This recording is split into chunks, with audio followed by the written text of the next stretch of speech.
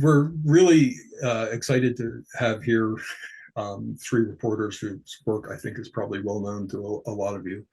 Um, the the recent news that Vice was shutting down its news operation came as a real blow to us here at the center.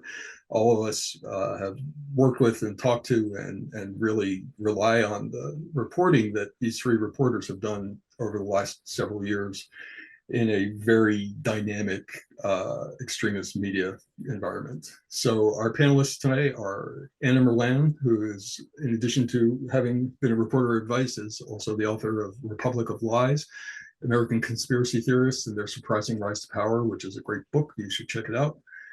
We have Mack, who is, in addition to being a vice reporter, is also a fellow with the Accelerationist Research Consortium, which we are also associated with as a center. And Tess Owen, who is an award-winning journalist and currently freelancing and who has brought a lot of stories to us over the years. And we're just really very happy you could all be here. We're going to start off with each of these reporters talking a little bit about some of their work.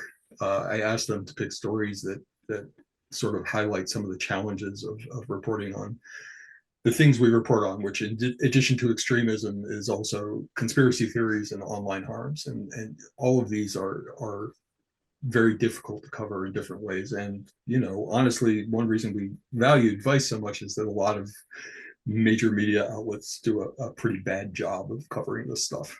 So I wanted to sort of talk to everyone about, you know, stories that they've worked on that sort of highlight some of those issues. And then we'll have a bit of a discussion amongst ourselves, and then we'll take questions from the audience. So we're going to start with Mack, going in alphabetical order, and it's all, the floor is yours. Hey everyone, thanks for having me. And you guys jump in at any time, honestly, if you want to. I'm happy to go on my spiel, but if you guys have anything to say, feel free to jump in. So the story I'm going to talk about was actually the last story I ever did for ViceNews. It was a lengthy investigation I did on a sextortion group known as 764. The reason I want to talk about this is because it was probably the most difficult story I tackled in my entire career. And it's also one that I think I would have an exceedingly hard time to do now since Vice went under. To start, some background on 764. This is a sextortion group of the vilest order. They utilize child pornography and CSAM as a way to defend themselves and vet new users. They're connected to extremist groups like Telegram and the Order of Nine Angles, but really they're their own terrible, shitty, horrible thing. They prey on minors who are online, targeting places with vulnerable use like eating disorder sites or self-harm groups, but they can also be found in traditional communities like Roblox and Minecraft, where, you know, young people congregate.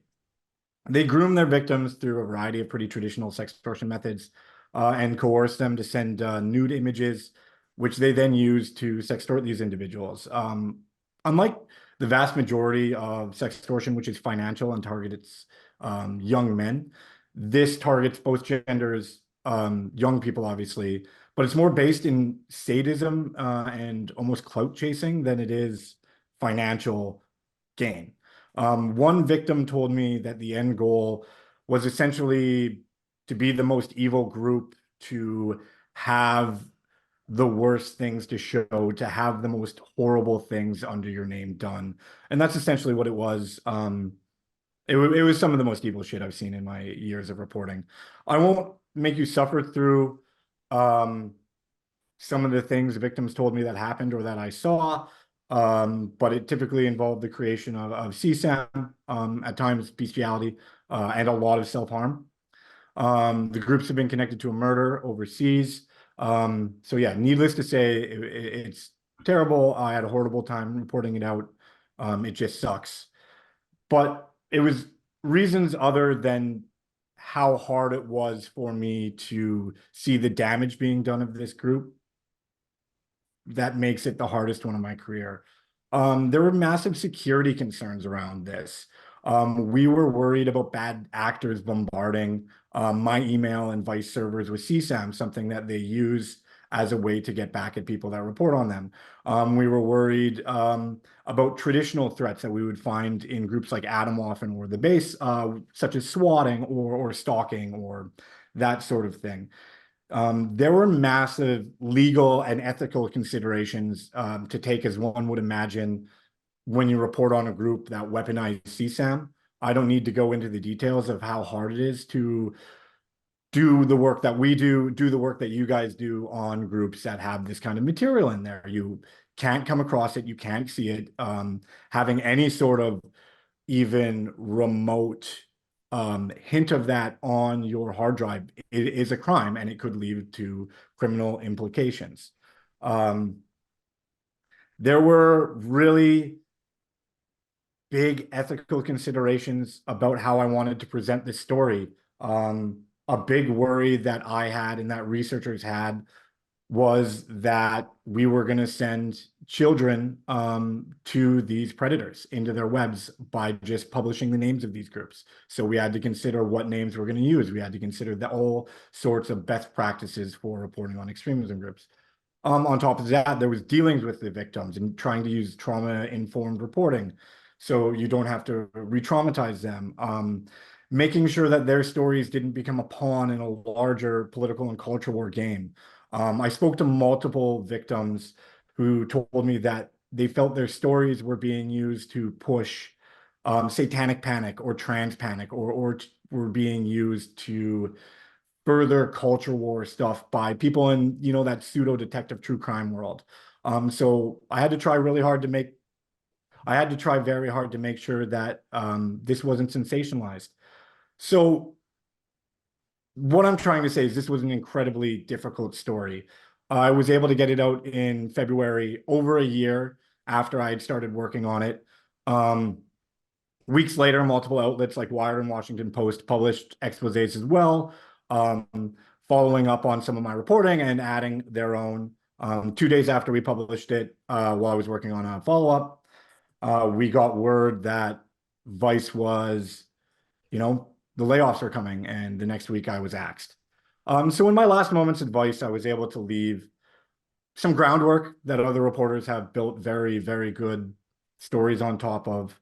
And that's okay legacy, but it's one that kind of worries me because of what I spoke to at the beginning.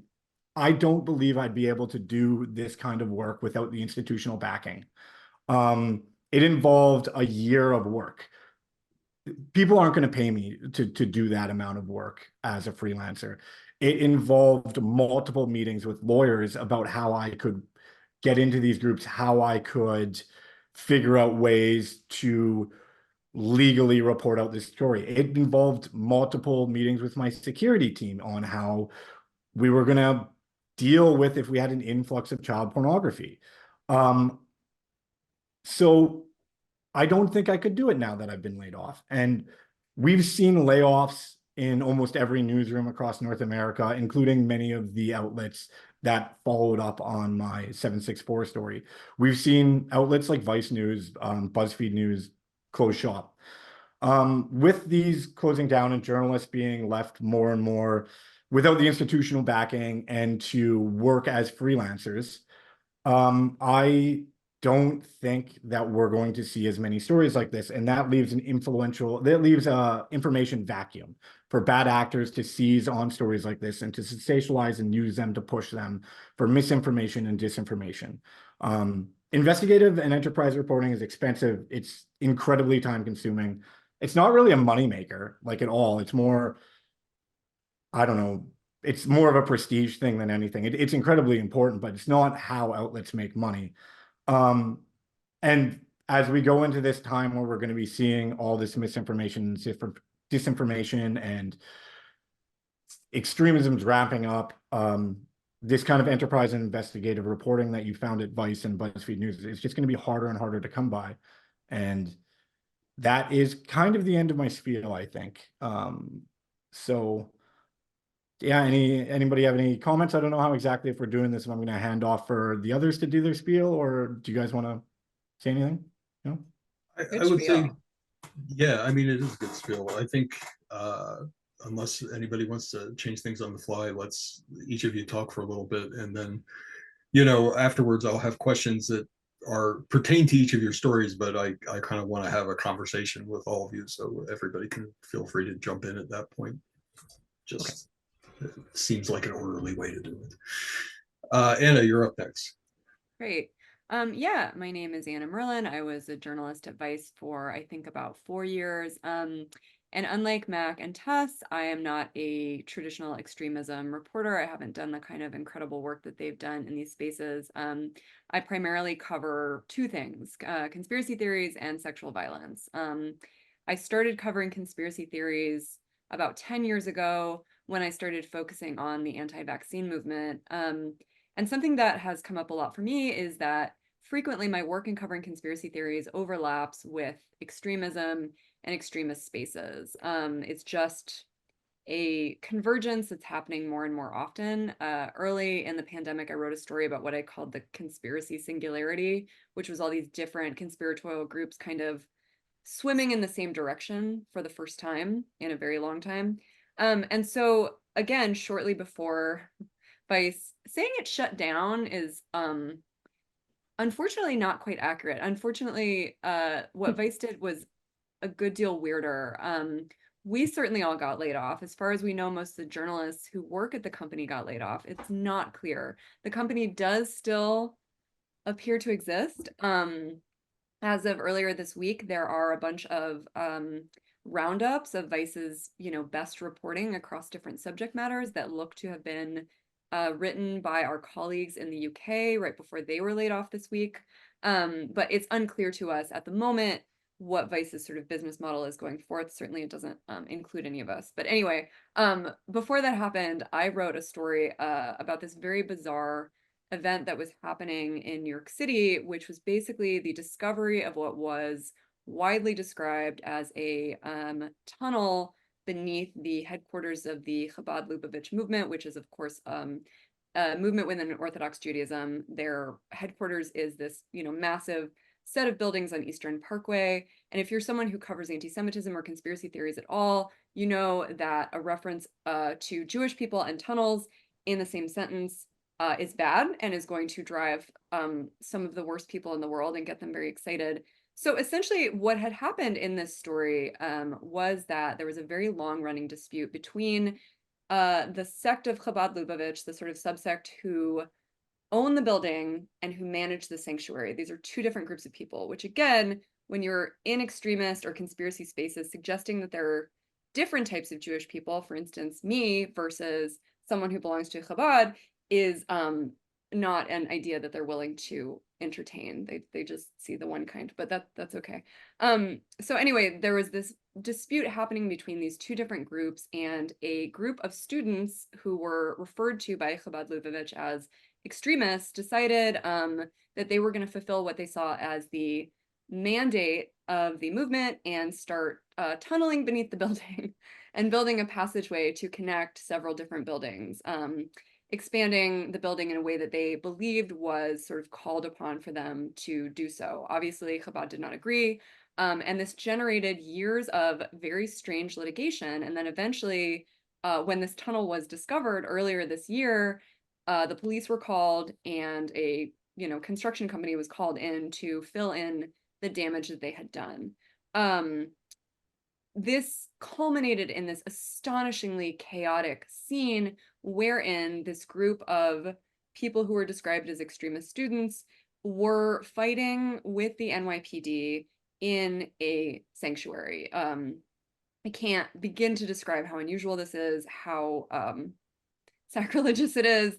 And it created these incredibly bizarre viral videos that conspiracy peddlers who are involved in things like QAnon and Pizzagate were very excited about, as well as people who promote more overtly white supremacist content, like Nick Fuentes is a kind of avowedly white supremacist young content creator. He was very excited about this. A guy named Stu Peters, who is a kind of red-pilled commentator and podcaster who's been increasingly sort of critical of, I suppose, what he would probably refer to as Zionism.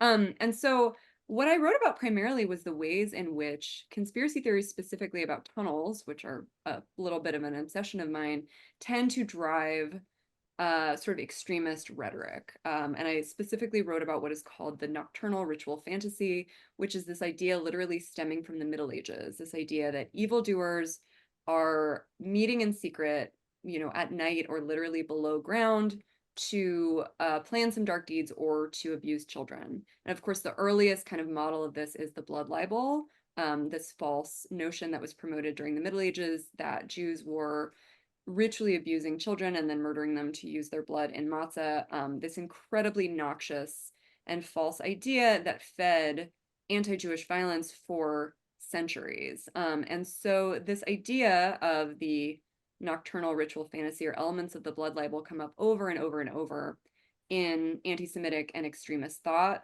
as I think Tess and Mack have also seen. Sometimes elements of the blood libel will recur in extremist spaces among people who don't even really know what the blood libel is. It's just this set of ideas that has sort of diffused outward, right, into the ether.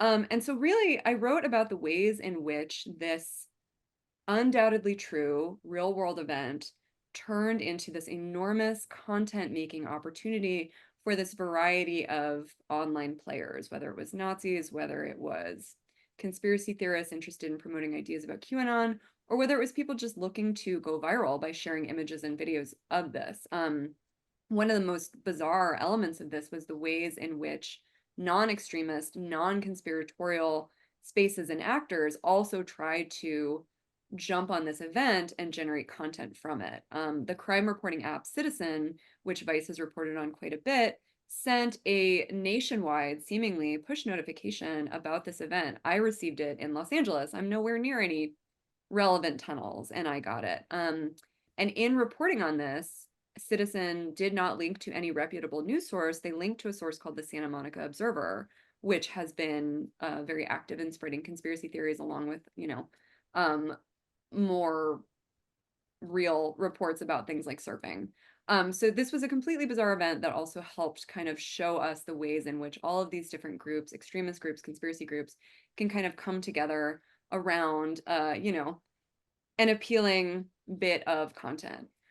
So yeah, this was a really strange little incident for me. And like Mac, I'm actually not sure that I would necessarily be able to write such a piece now that we are freelancing, for the simple fact that doing breaking news as a freelancer is very difficult, and doing breaking news around extremism and conspiracy theories can be difficult because you want to go with publications that offer strong legal protections, that have, competent editing, competent fact checking. You have to be really careful with these stories. And we had the freedom to do what we did because we trusted our editors at Vice. Regardless of what middle management was doing, all of us worked with editors who had excellent judgment, had excellent sort of backing in this space, and were able to help us navigate these stories, especially in cases like Max, of this unbelievably legally sensitive story, in ways that did not create further harm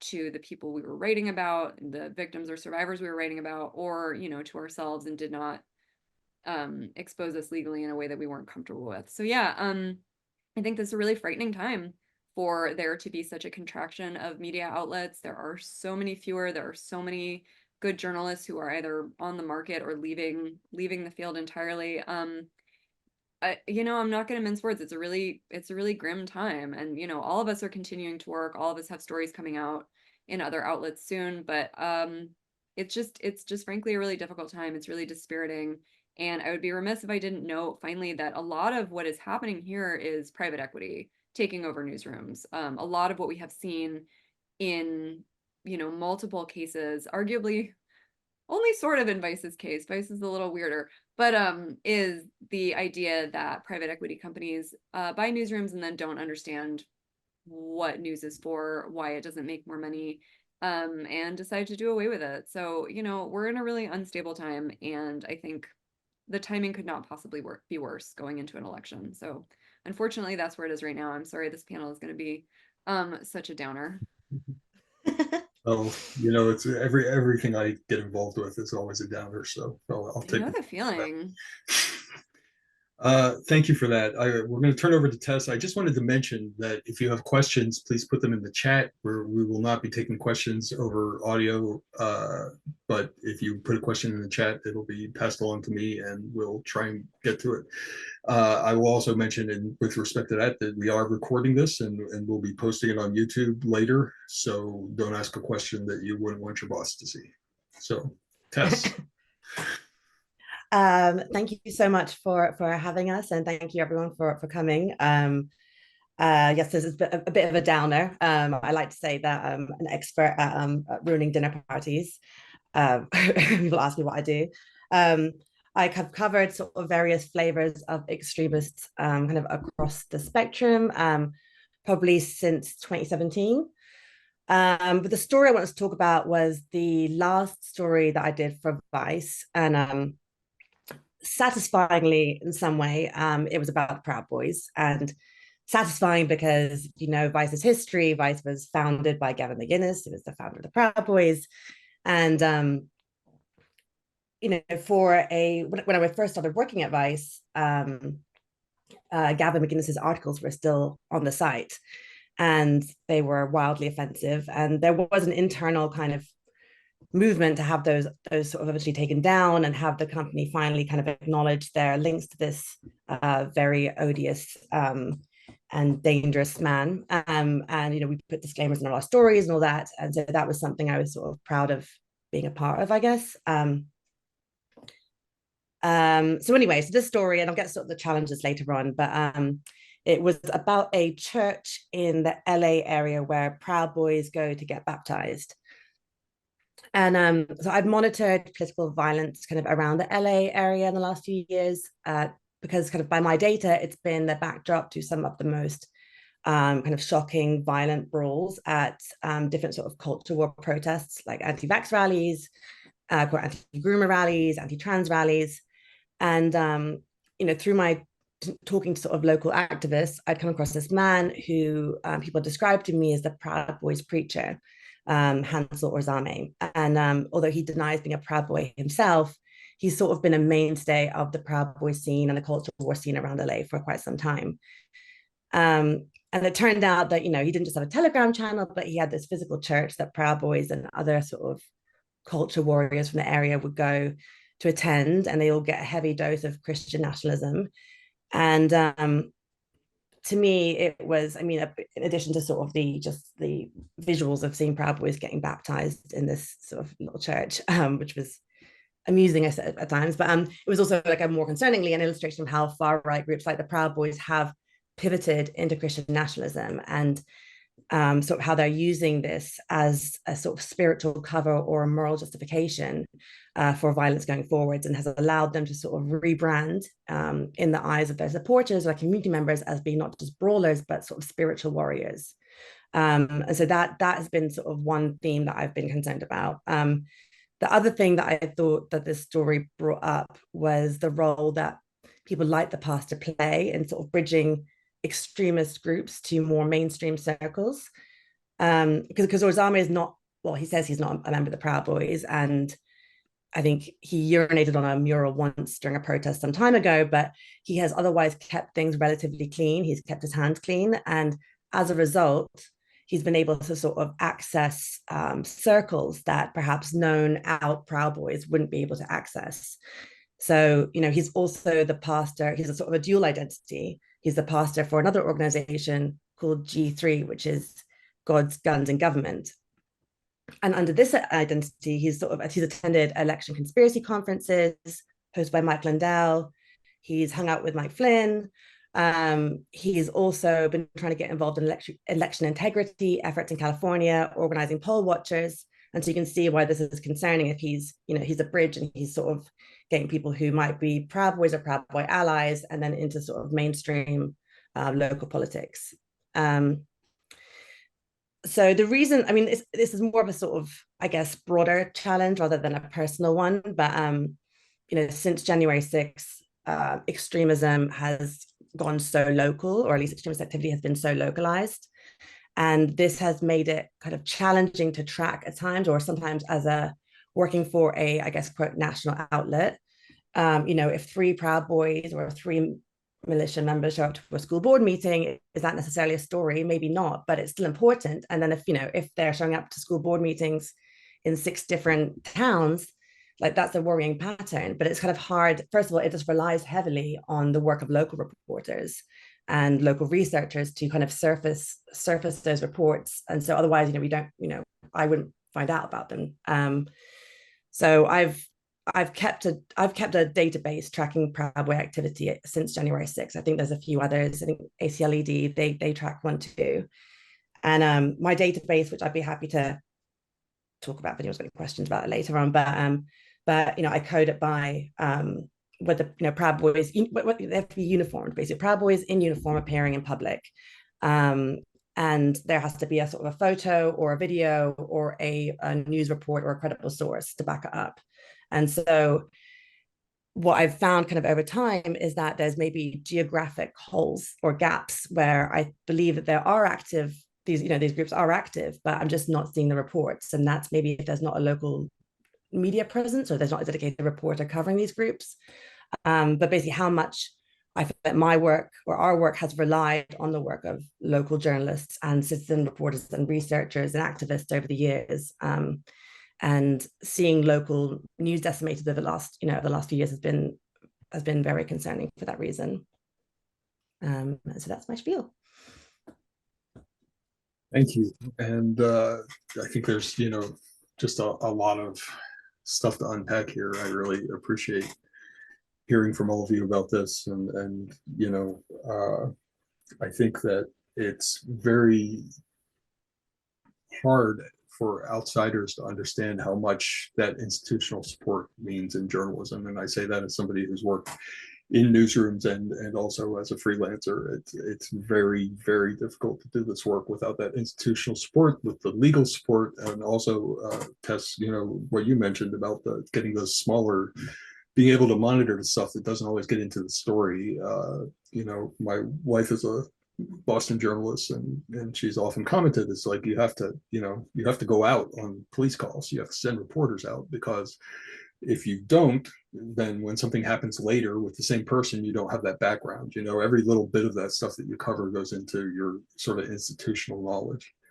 So I have some specific questions for each of you, but I think we can also just sort of talk about this very conversationally, and I want to start just sort of broadly on that question of institutional knowledge. I think that it's, each of you know, and I think, a lot of us who work in this field know, is just a incredibly diverse and complicated field.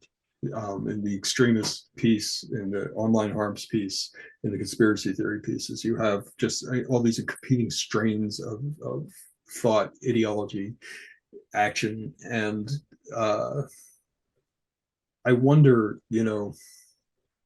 I don't want to single anybody out in terms of coverage of this, but when you look at you see a lot of reporting from mainstream outlets where the reporters kind of parachuted in and doesn't have that just incredibly deep context to talk about.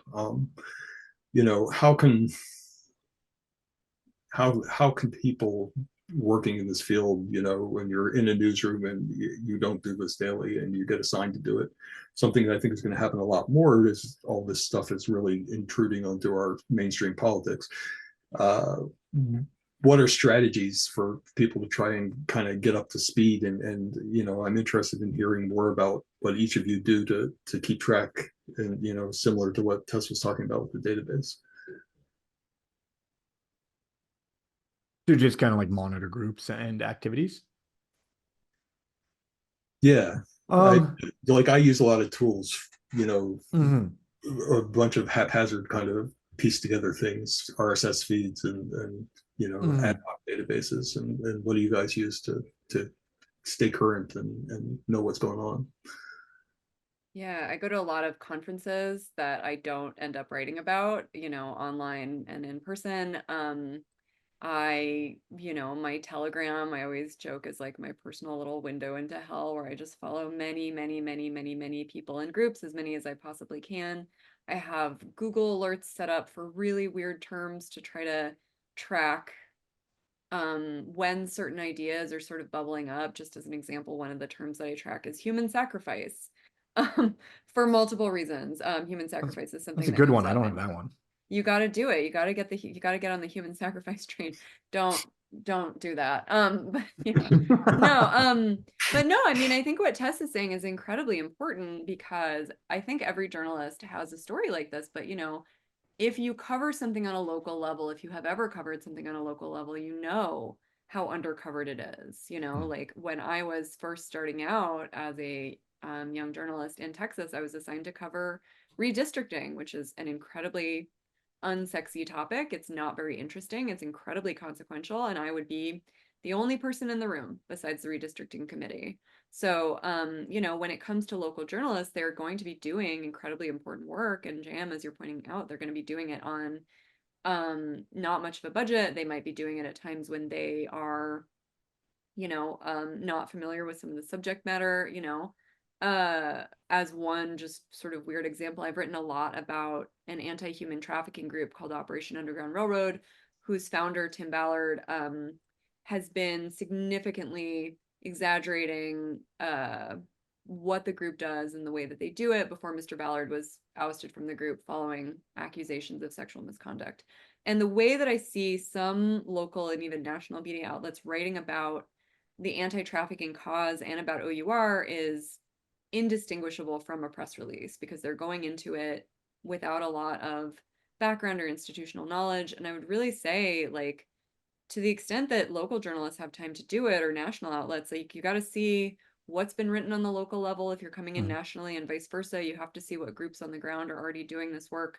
Like, it really does pay to do some homework, especially as a national reporter parachuting into a smaller media environment.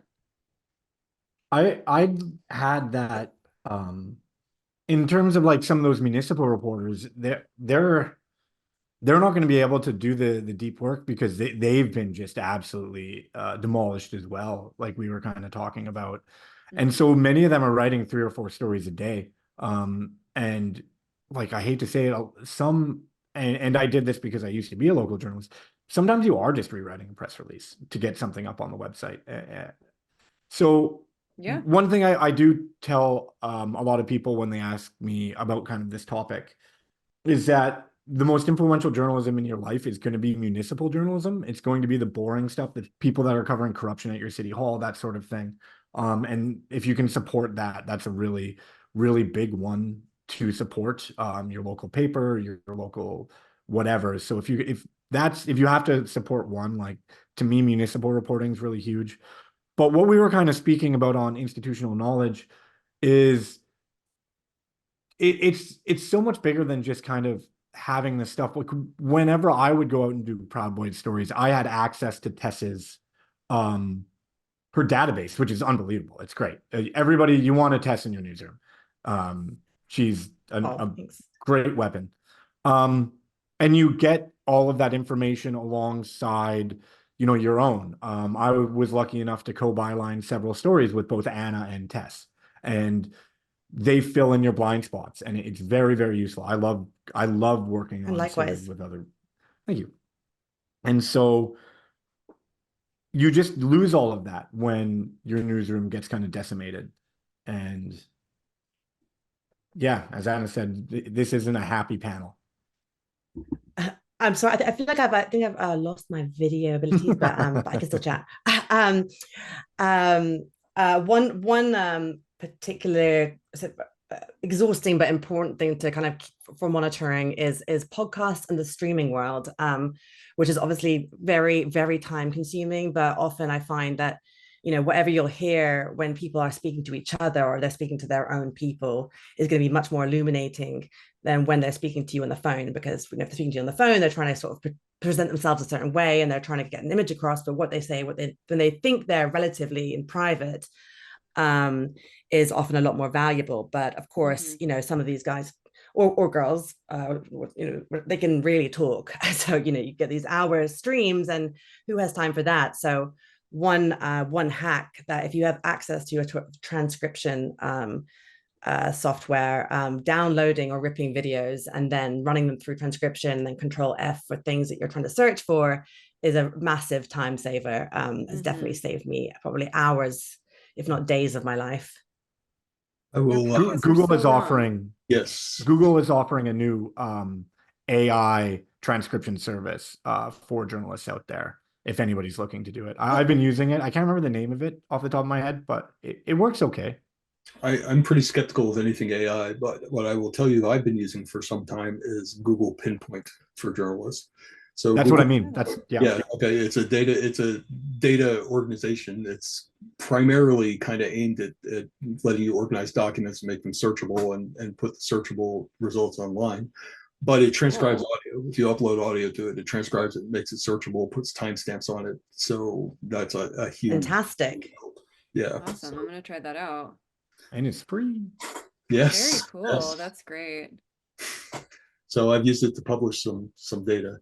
I think, having sort of started this conversation with a little bit of critical stance at sort of how a lot of mainstream coverage on this is, the accompanying question is sort of what can we, both you guys, but as reporters, but also us in academia and people who are sort of in the professional expert community, how can we help reporters get this right? It's like so easy to, like, you get somebody wants a quick one-off quote, and the answer that you have to give them is like 500 words of background to understand where the weird purple balloon meme came from or whatever it is. And I don't know how to, I will say, the loss of Twitter has been a real problem in that, because Twitter was where I talked to journalists, and journalists listened to me.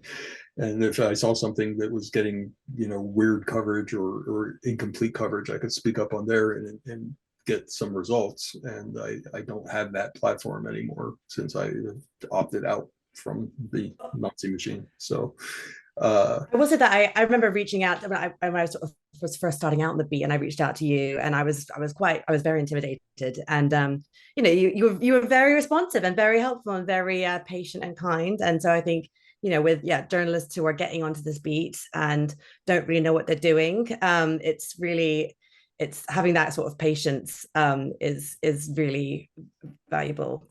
So yeah, thank you.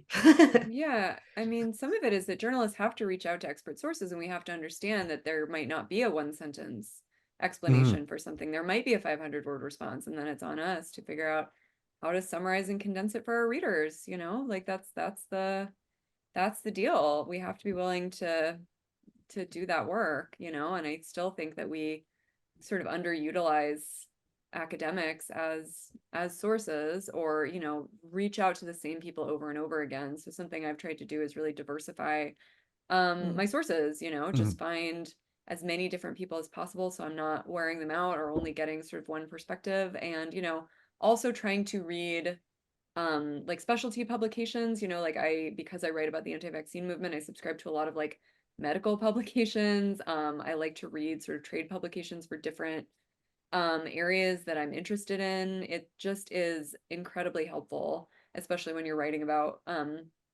weird medical stuff or anti-vaccine controversies, but it can work for other stuff too. Yeah, I hate to throw my hat in there and also say you guys need to continue giving us all of your time in the world, but you guys are immensely important for our understanding, and not just getting a quick quote, because sometimes you do need to get that in the business, but being able to fact check things and being able to bring points, or even having, like, I won't say like a gut check, because you would never have somebody reread your copy, but you could bring them the salient points and be like, is this accurate? So yeah, continue being gracious with your time and offering help to journalists.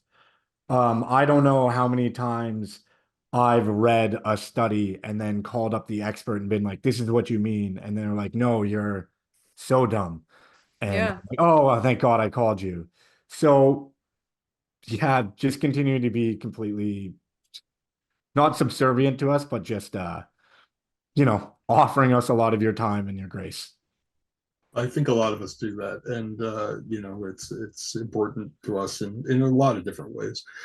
And particularly, I guess, let me sort of steer into this, is like we're going into this election season, and this campaign is going to be more fraught with conspiracy theories, extremism, and online harms than anything we've ever seen in American history. It's already happening, and it's going to get worse. I worry about political reporters who who are very high pressure, high energy people who have to blast through a lot of stuff, a lot of bullshit in the course of the day. And, I think we're already seeing that, like some of the stuff creeps or stampedes into the mainstream, like RFK Jr. or, and I feel like, a lot of the big prestige publications don't capture that. And I don't want to say all of them. I mean, I think, some are better than others, but at a very high level, and especially maybe on TV, where it's very hard to unpack anything more than a soundbite, I really worry about where this is all going. And, do you guys see some signs of hope on this? Do you see, avenues where you and those of us who write about this can kind of bang some pots and get some people looking at this? I will say, I think that, back in 2016, 2017, disinfo and extremism, domestic terrorism were not really considered to be like real areas of journalistic coverage. I personally had to really fight for it to be my area of coverage. And I think that one risk with it is that an unscrupulous editor could see, because people like to read about extreme things, right? People like to read about conspiracy theories. And so as a result, if you have a sort of an unscrupulous editor, they might want you to just churn out stuff or churn out stories, platform conspiracy theories without much kind of sensitivity to what you're writing about or who you're writing about and how you're writing about it. And so I think that is one risk as these kind of areas of coverage or have become kind of more of like a hot thing now. Everyone wants a disinfo reporter. Well, not everyone, but it seems like some people want extremism reporters. That without having the kind of ethical respect or understanding to be had, when to be sensitive and sort of how to navigate the exposure versus amplification issues. I think that's definitely a challenge. And I've been lucky to always have worked with editors who were kind of let me kind of lead the way and didn't push me too much if they just needed content for the sake of it. Yeah, no, I really agree. I mean, one thing we talked about a lot, I think all of us with our editors, was focusing on things where there was real world harm, where there was evidence of a belief or a movement or a group having an effect on the world, rather than doing what some folks have occasionally done, which is like, look at this weird belief, look at this zany thing that's happening on the conspiracy internet. Now the conspiracy theorists think XYZ without like making a case for why it matters, right? Or why it's important. So we think about that a lot. The only other thing I would say about sort of political reporter coverage specifically is that I've been writing about Mr. Kennedy for many, many years, because of his, extremely important place in the anti-vaccine movement. He's one of the foremost people in the anti-vax movement, not just in the US, I would say, but worldwide. And so some of the political coverage of him I've seen, I saw one story that described him as a former anti-vaccine activist, which is just a bonkers description. It's just absolutely nuts. And I could not make heads or tails of why they would say that. So yeah, I mean, I think when some of these people enter the sort of national space, there can be a little bit of context collapse. You can see that for folks who have made a home for themselves, say on the political right, who were previously promoting things like Pizzagate and QAnon. Often there's a little bit of a failure to contextualize like where those folks came from. And that does concern me a bit, but I think overall, I will say that I think so far it's certainly better than 2016. We learned some lessons as a national press corps, I hope. Yeah, I think it's a lot better. I do think that political reporters that stray into extremism maybe not tend to, but at times can lean into pretty extreme both sidesism, maybe would be the way that I would do it. And I understand why they do because of what they cover.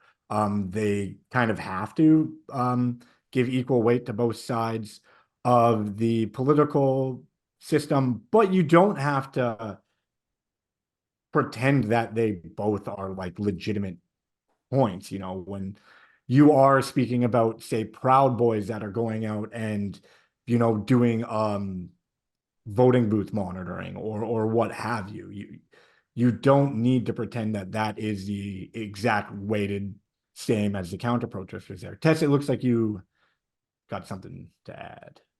Oh, do I? Okay, well, I do, but I'm listening to you. I was, but are you done? Yes, 100%. Okay, Save me. okay. All right.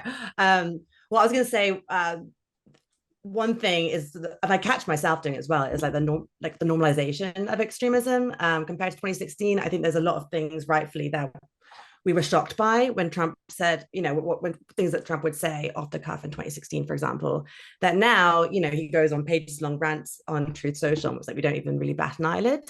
And even with the story that I've been working on at the moment with about militia organizing on Facebook, I'm sort of going, oh, well, you know, it's only 300 people in this group, or it's only 1,000 people in this group, and they're not posting bomb making manuals. So is it that bad? But I'm like, no, that it is bad. You can't form a militia on Facebook. It's just the things have been so extreme and so all over the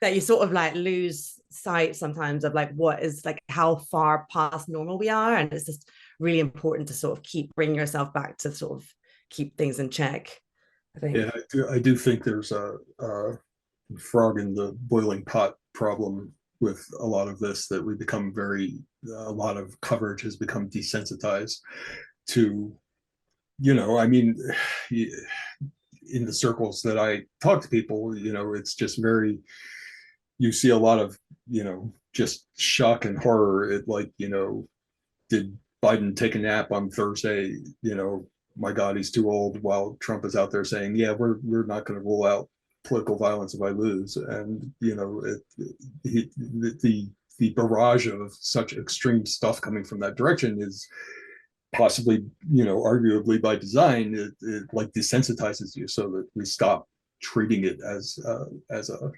crisis in democracy, which I think it is. And I struggle with that a lot.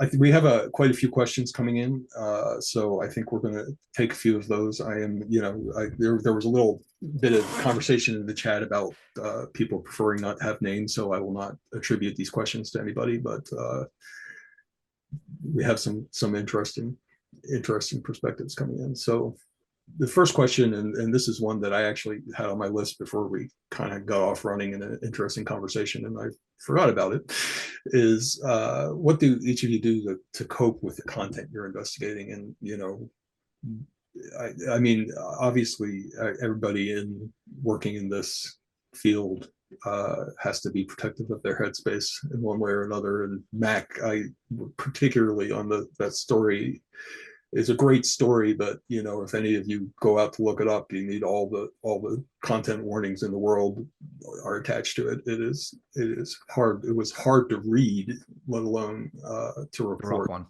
So, you know, what do you guys do to keep your brain as healthy as possible? I got extremely into jujitsu, so maybe that's what I do. Yeah, I find you know, friendly violence with my friends to be pretty good. You can't think about sextortionists when there's like a 200-pound jack guy trying to pop your head off. So that kind of like working out and physical activity in a way to clear the mind is something I do. Obviously, therapy and trying to compartmentalize the best you can. leaning on your network and your friends. You know, I spoke to, you know, Tess and Anna and everybody about it. So yeah, that's kind of what I do. Jiu-jitsu. It's great. Fight Club. Yeah, I think compartmentalization is great. I mean, I don't feel like I cover stuff that is as disturbing as what Mack or Tess cover. I did have a period of time when I was writing, right when Me Too happened, I wrote something like 13 stories in a row about various kinds of sexual violence. And I was like, okay, I can't do that again. I actually cannot write that many in a row about that topic for just multiple reasons. And so I do try to diversify my coverage. Tim Marchman, who is my editor at Vice and has been my editor previously, is a big believer in something that I'm also a big believer in, which is occasionally you have to write something extremely stupid. It cannot be about your beat. It has to be very dumb. And so at the end of every year, I give myself a little gift and I write something extremely stupid. And people tend to get mad about it, which is very surprising to me because it's never my intention.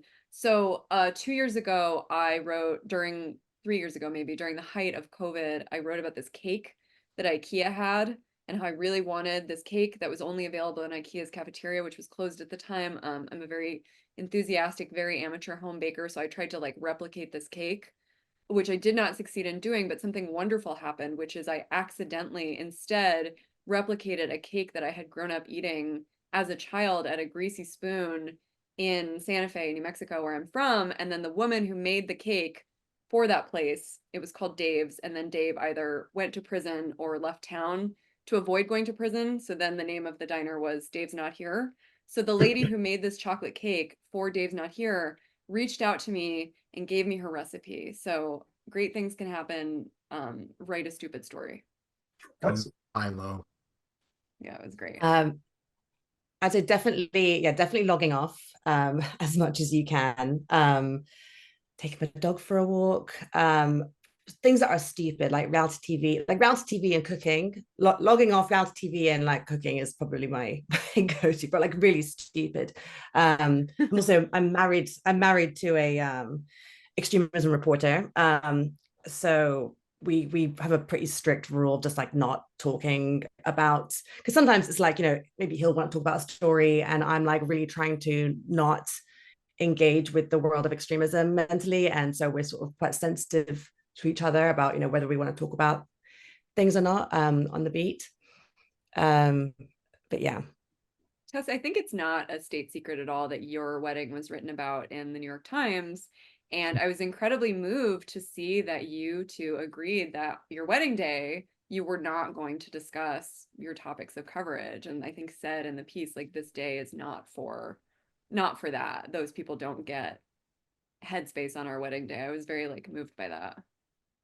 Thank you. I mean, we met in Charlottesville, so there's a temptation to sort of talk about how we met and make jokes, but yeah, people did abide by the rules, which we appreciated. Great. Okay, next question.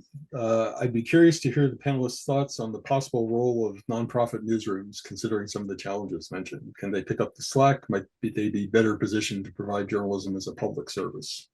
I think, yeah, for sure. Yeah. That we're going to need alternative models of newsrooms.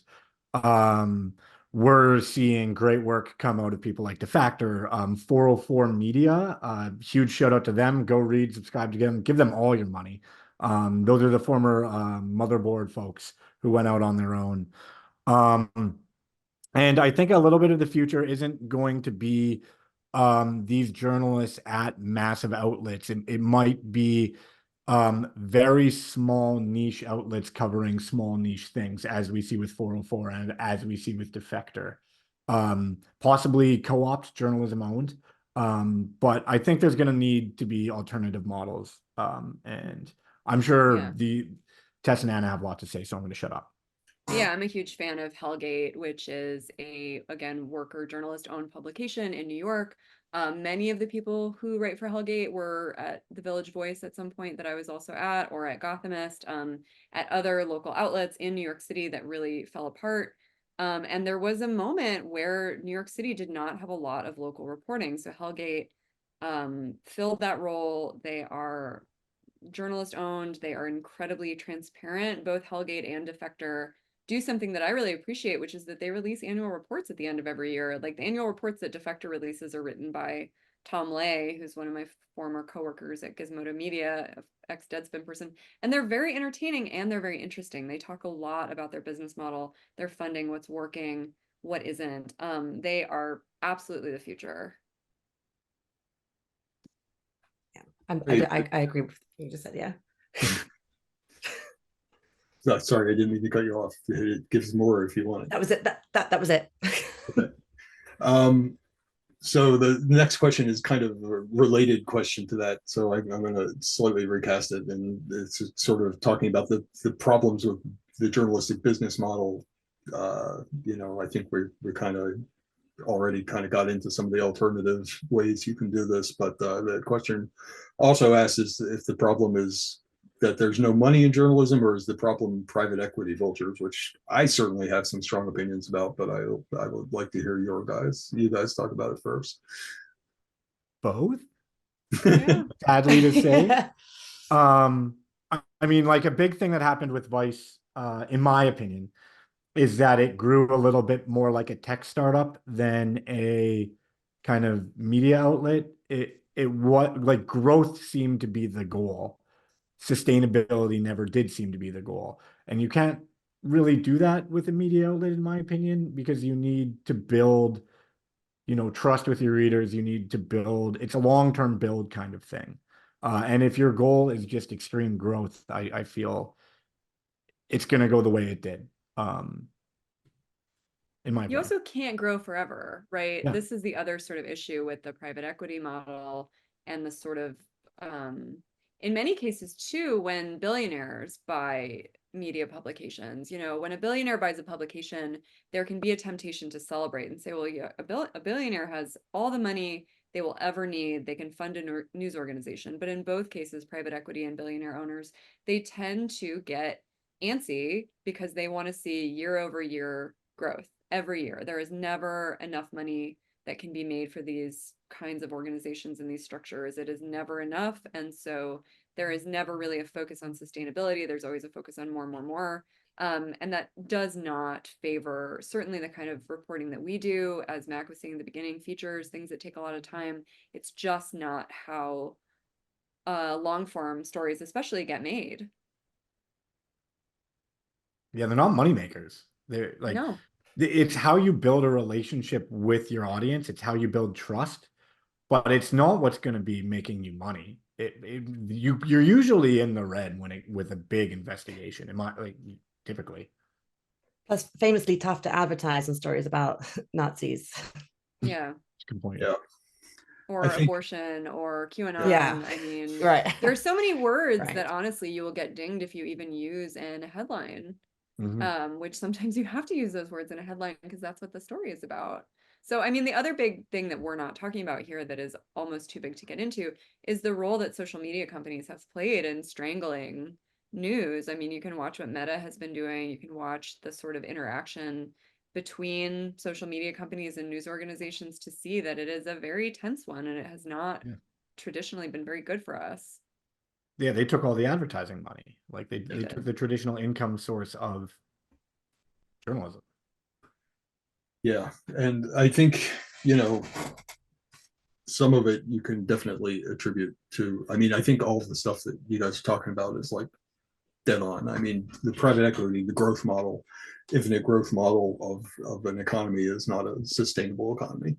And I think social media definitely has contributed to kind of breaking the structure and the ecosystem that allowed us to support news through advertising. I think it's also difficult from the point of view of being a consumer of news, having been on both sides of that kind of equation. I think, you know, we're in a situation now where it's because the advertising model is kind of collapsed. It's a game of like, who do I give my money to?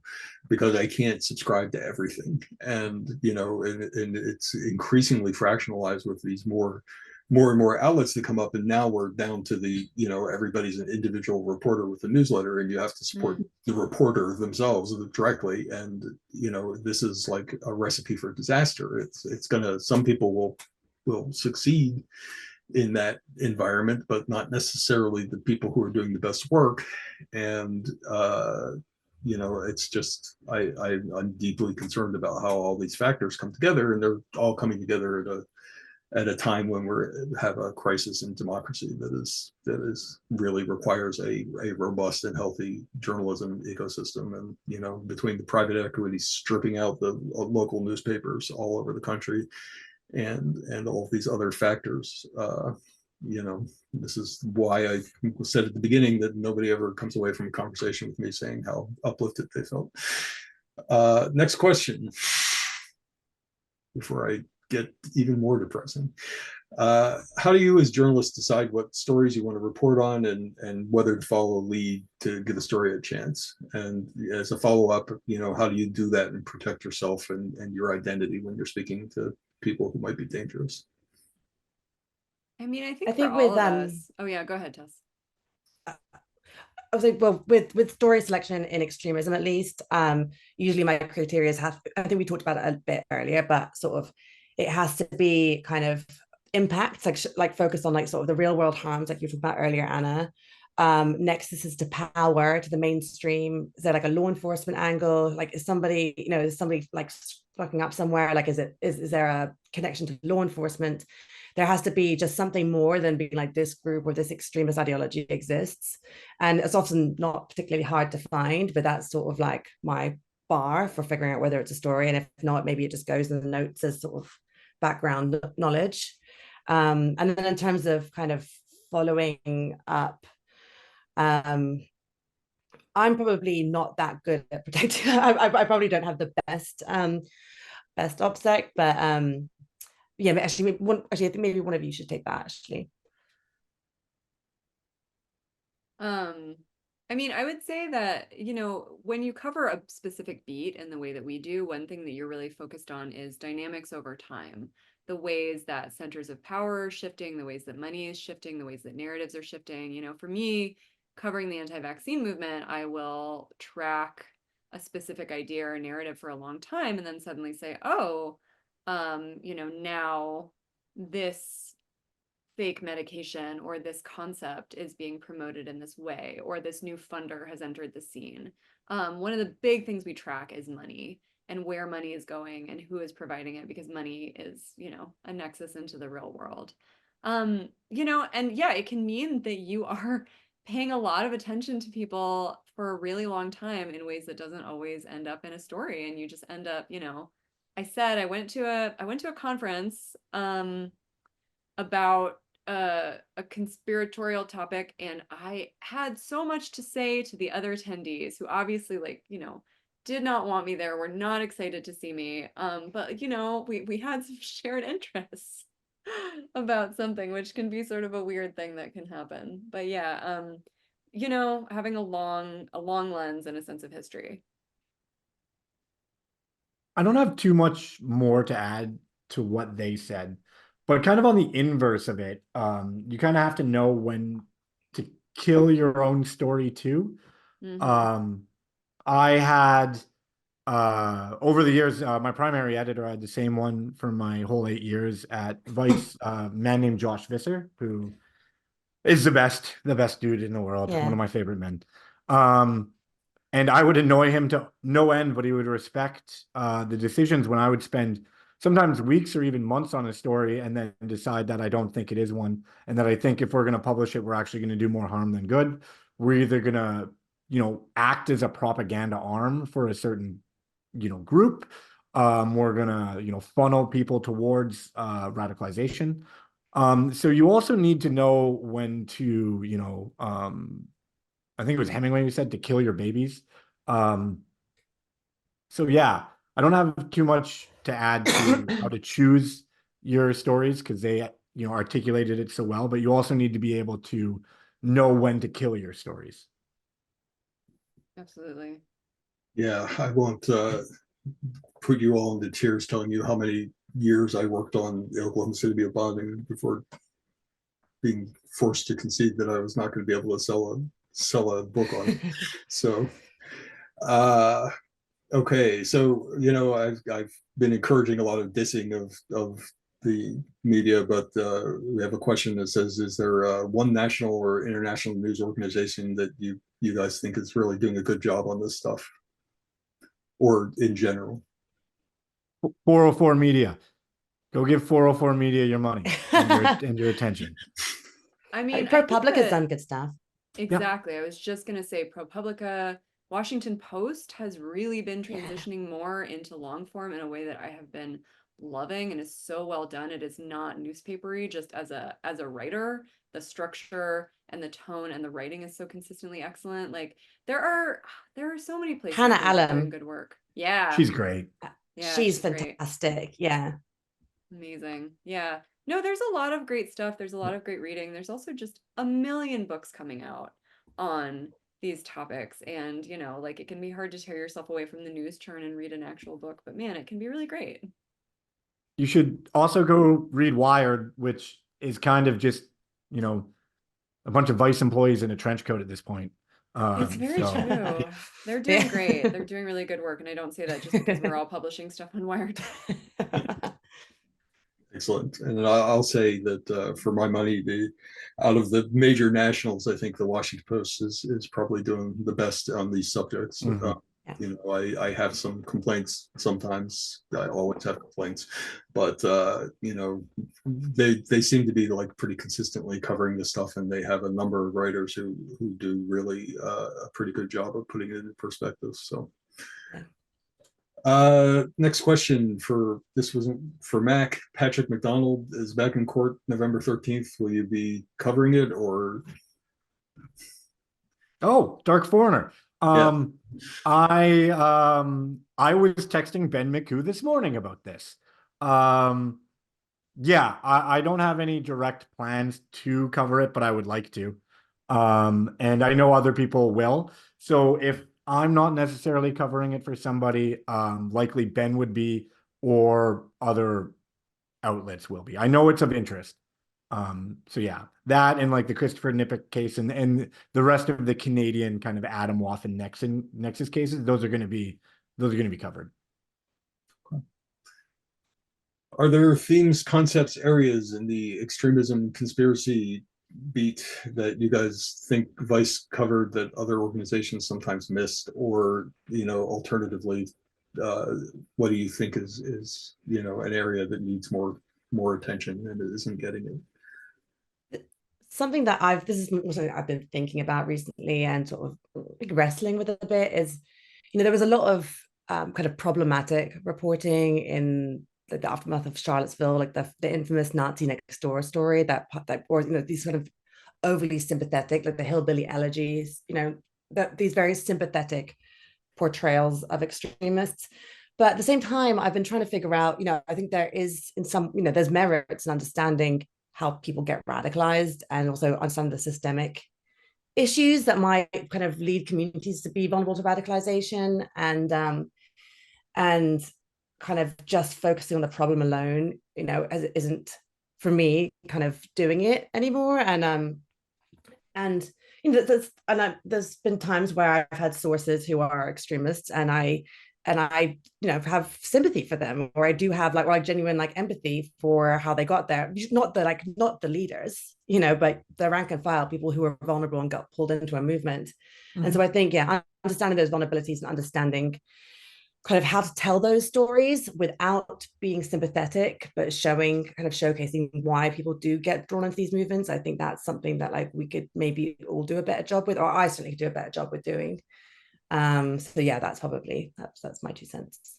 Yeah, I mean, Vice had such an ignominious early history because of the influence of Gavin McInnes and the ways that it wrote about everything, you know, women, extremism, just, you know, such wildly offensive stuff that I think that a lot of Vice journalists evolved a sensibility of thinking about covering things deeply in depth, like really, really, really wanting to make a different name for Vice as a website, in the same way that, you know, BuzzFeed News was initially treated as a joke. Like, what do you mean the quizzical cat website is doing real news? Vice's newsroom won every award there could be for news, and really made a name for ourselves by going to the places, covering the things in person, and also really importantly, like having a sense of history. A lot of times when you read extremism or conspiracy reporting,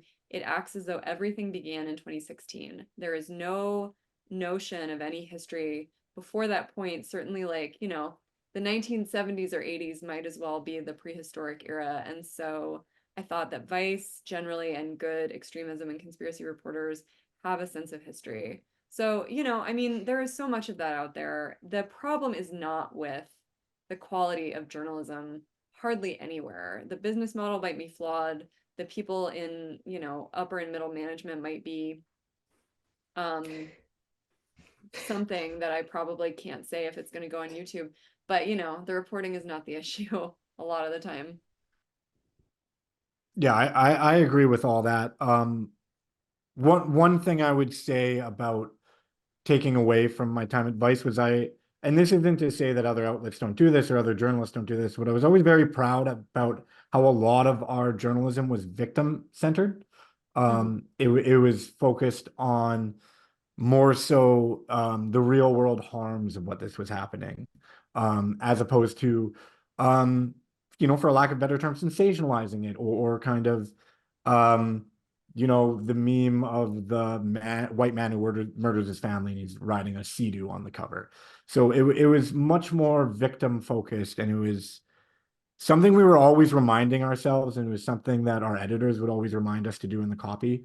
And I was very happy to be in a newsroom that considered that so strongly. Well, I heard lots of things that I would love to like run off on, but we have a bunch of questions coming in, so I'm not going to indulge myself. There's great points on all these things, and I think I feel a lot of these issues myself in my work over the years. So do you see more positives or negatives to sort of the short form media content platforms? No positives. I've gotten jobs off of even using places like Twitter. I would say that my engagement with Twitter specifically has changed. I use it more to track people that I write about now that they're all back on the site. I use it less to share, you know, things about my life or make jokes, because that's not what it's for anymore. But no, I have gotten incredible community and connections, and in some cases, you know, I've gotten assignments from short form content sites. It's also a great way to just remind the reading public that you exist. So yeah, for me, it's been a total positive. For me, I guess it would exist more in the gray. Obviously, I was able to build, you know, a great network of sources. I was able to build just a great network of other journalists, build my name, build brand, you know, that sort of thing.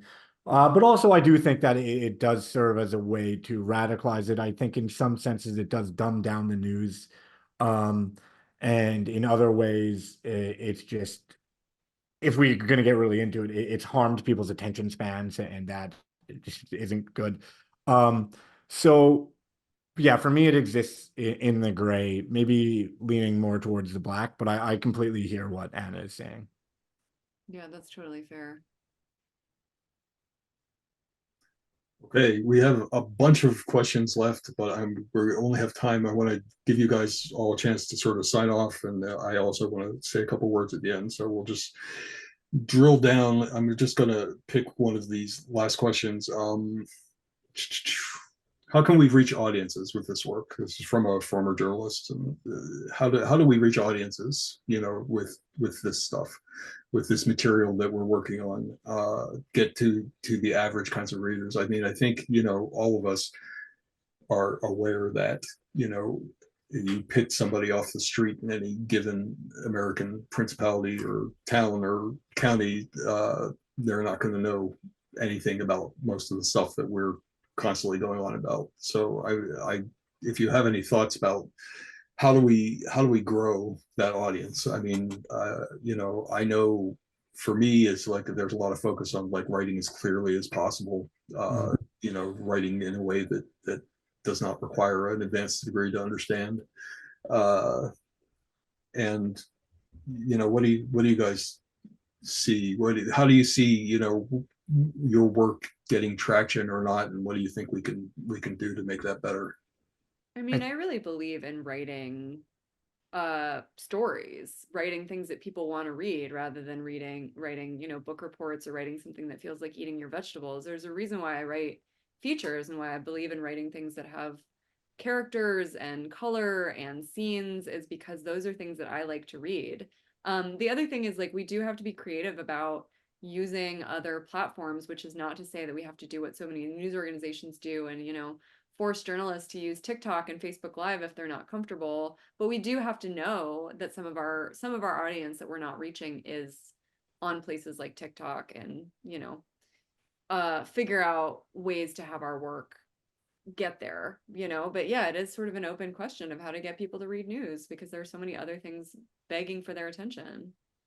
I think one of the smartest things that Vice did, it was kind of in the latter end of our time, was Twitch, the Twitch stream, which I think was like a Yes. very, very smart way to try and reach those new potential readers. And you know, there was a pretty great community that they formed of like people who were just like really into reading Vice stories and kind of self-policed, you know, would chase trolls out themselves. That was a very smart thing that our colleagues pitched and created. So Yeah, it really did work. During the dark days of the end of Vice, those were some of my favorite ones, were when I was invited on the Twitch stream with Dexter and Samir.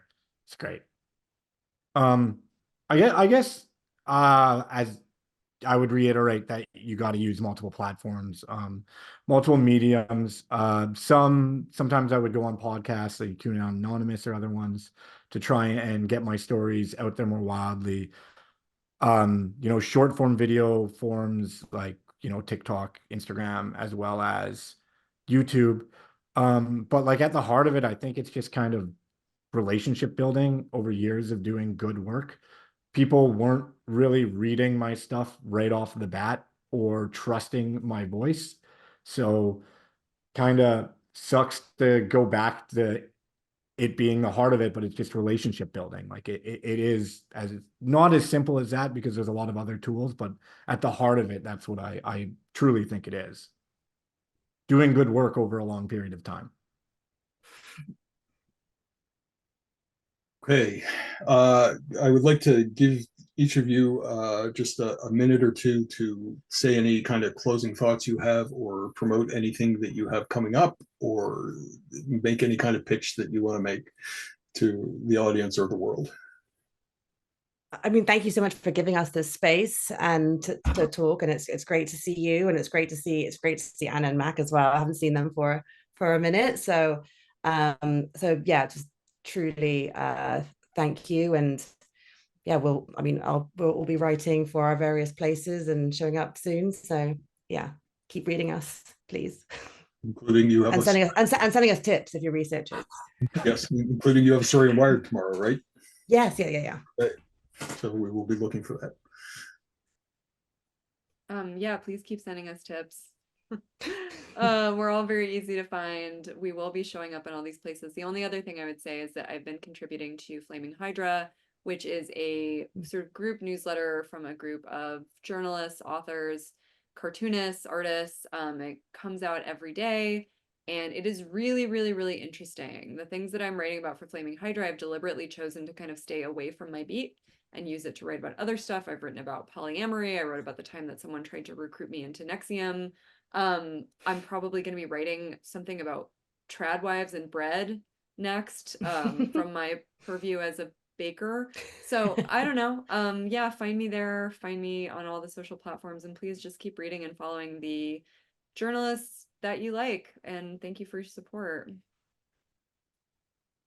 Yeah, I'd kind of add to that.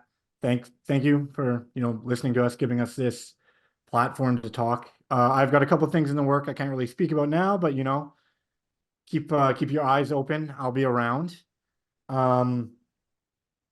Yeah, I guess to get a little sappy here, Vice was a good website, and Anna and Tess were unbelievable colleagues. Two of my favorite journalists. I, you know, loved working with them, loved getting advice from them, hearing from them. And Tess and I in particular broke a bunch of news together, and she was one of my favorite co-bylines. So 100%. yeah, Vice So was it's great um, working. Yeah. a good website. They're the best. Read journalism. I don't know. Fair enough. That's a good fit. Thank you really all for coming. I mean, I just I thought this was really interesting. I really enjoyed hearing what you had to say. I could go another hour and a half if I didn't have to eat dinner. I just really appreciate it, and I know all of us at the center really appreciate your work, and we will definitely be watching to see what you do next. As far as anything else, I just want to thank everybody in the audience for coming. We've had a very busy April at the center. We published 3 papers, including one on anti-Semitism, one on hate speech, and one on the Hindutva movement. And we are expecting to have a pretty busy May too, including a new installment on my lawful extremism series. So, which is being written by Beth Davies, who's a great rising star in our group over here. So I'm really looking forward to getting that out there and having everybody see it. And I look forward to engaging with people more. I think, I had a lot of fun with this, and maybe we'll try and stand up a few more of these kinds of conversations in the weeks and months to come. Thank you all, and good night.